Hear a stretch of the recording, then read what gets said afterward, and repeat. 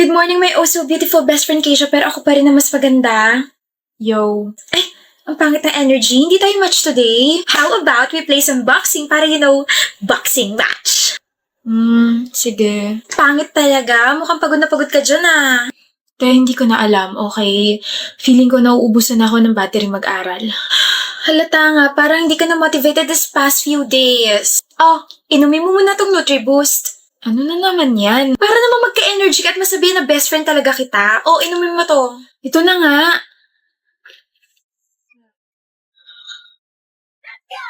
Our top one for this class is Keisha Diaz. Congratulations. Thank you po. Thank you, Keisha. Super nagets ko na yung lesson. You're welcome, Aaron. Next classmate, please. Keisha Diaz, valedictorian. Thank you, Rito BFF. Na-motivate ako bigla. Don't worry. I'll make you all proud. Kanina ka pa nag-aantay, Kai? Hindi naman, Vil. Kanina ka pa nag-aantay. Hindi mo na nga maitawid ng maayos yung mga binti mo dahil sa ngalay. Para sa'yo, syempre, kakayanin ko. Akin ang bag mo. Hatid na kita. Dumplings, oh. Sinasagot na kita. Sinasagot na kita, Kai. Talaga?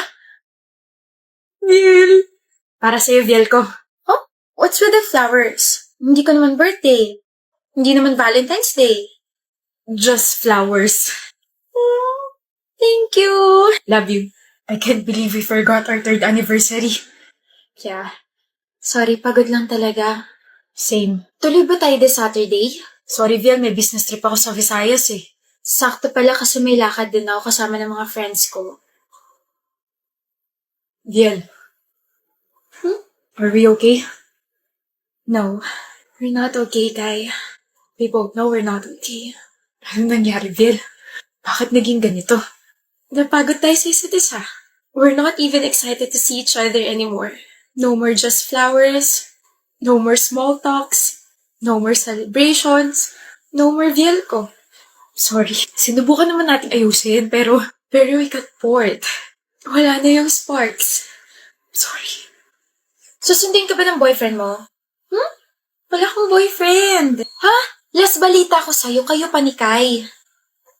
So matagal na kayong break. Sorry girl, I didn't know. Pero may susundo ba sa'yo? Sabi ka na sa akin. Yeah, may susundo sa akin. Actually, ayan na siya.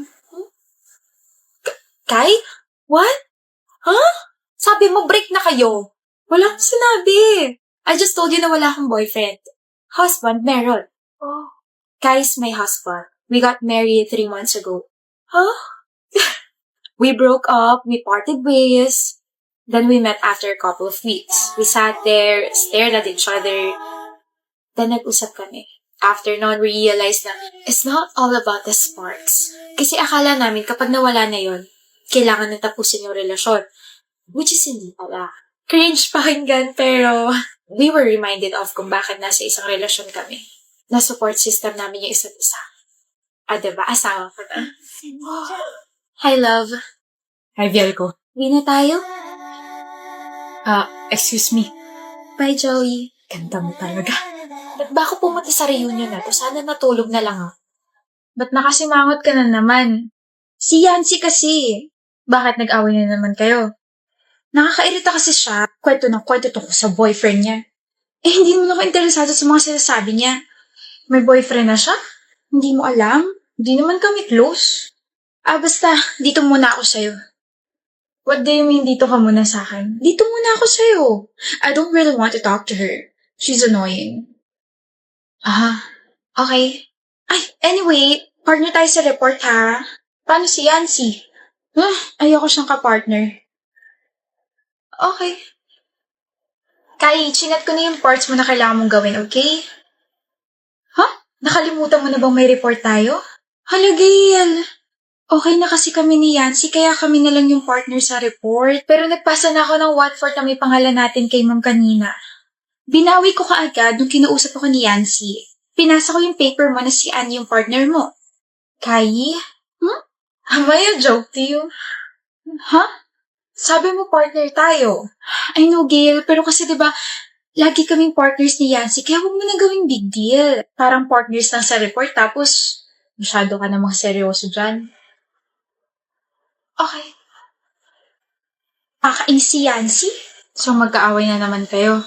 Yes, ano pa nga ba? Pinagtalunan namin na hindi niya ako sinipot kahapon. Wait, what? Bago kasi kita ni Yaya, siya talaga yung gusto ko isama sa gala. But then, she said kasama niya yung boyfriend niya. I'm sorry, pero you mean to say, nagaya ka kahapon kasi hindi ka sinipot ni Yancy?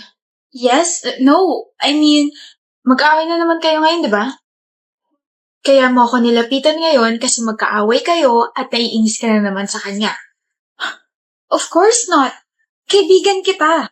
Do you even realize na nagiging kaibigan mo lang ako at nag-e-exist ako sa buhay mo kapag wala kang ibang kausap, Kai? Kapag okay na kayong dalawa ni Yancy, wala na. Hindi mo na ulit ako kakausapin. No.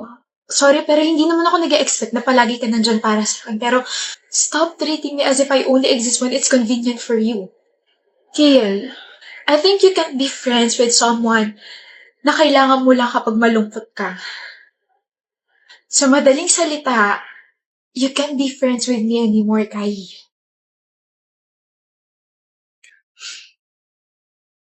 Excuse me, miss.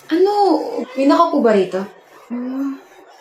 Miss, kandong ka na lang sa akin. What? I mean, wala. Walang nakaupo dyan. Thank you.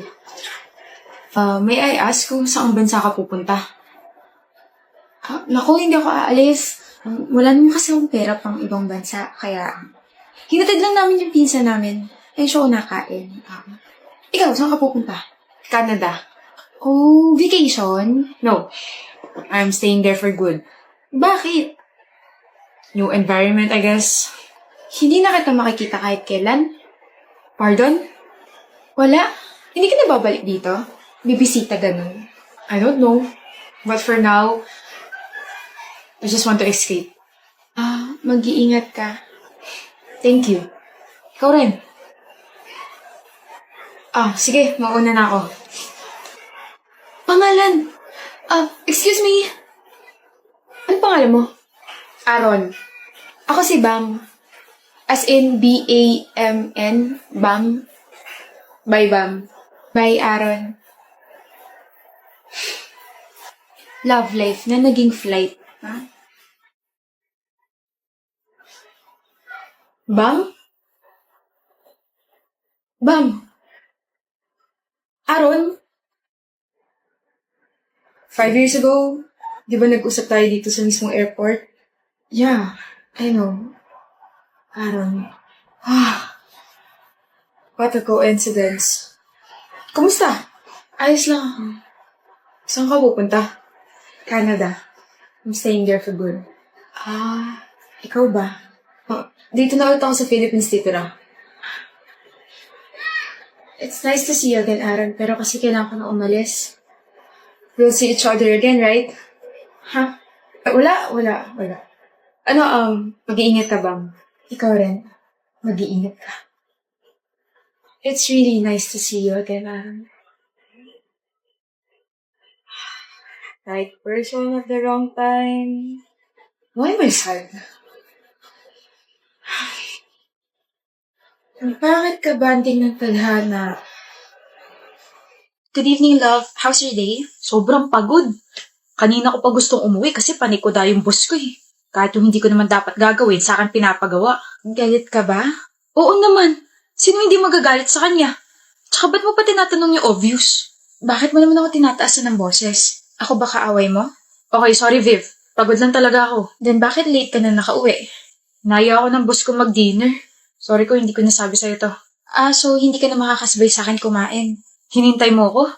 Sabi mo kasi kaninang umaga sabay tayo. Pero okay lang. I can eat naman na ako lang mag-isa. I'm sorry talaga, love. Bawi ako bukas. Half-bat lang ako. Sige, sandali. Ang bango ng perfume mo. Bumili ka ba ng bago? No. Pabango mo to. Talaga? Yep. Bango, diba? Nakalimutan mo na ba? Yung mga ginagamit kong pabango, yung mga katulad nung sayo, yung mga matatapang, never ako gumamit ng vanilla scent o kahit na anong pambabaeng pabango. Love, kasi napadikit kasi sa akin yung boss ko during dinner. Sa kanya yata tong pabango na naamoy mo. Then bakit ka nagsinungaling? Para hindi ka na mag-overthink. Look, Viv, Nagbago na ako. Hindi naman na kita lulukohin. Hindi na ako ng bababae. I swear napadikit lang yung boss ko sa akin. What did you say? Napadikit lang yung boss ko sa akin. Hindi. Nagbago ka na. Hindi mo na ako lolokohin. Hindi ka na ng bababae.